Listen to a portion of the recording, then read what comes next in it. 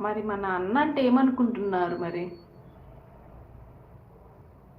ఏది అయినా పర్లేదు అంటున్నారు మన వంశీ గారు. జై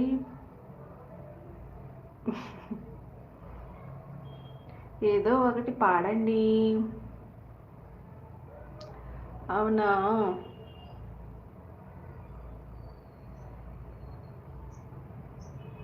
గాల్లో తేలినట్టుందే, గుండె పేలినట్టుందే, తేనె పట్టు మీద రాయి పెట్టి కొట్టినట్టుందే, ఒళ్ళు ఊగినట్టుందే, దమ్ము లాగినట్టుందే, ఫుల్లు బాటులెత్తి దించకుండా తాగినట్టుందే.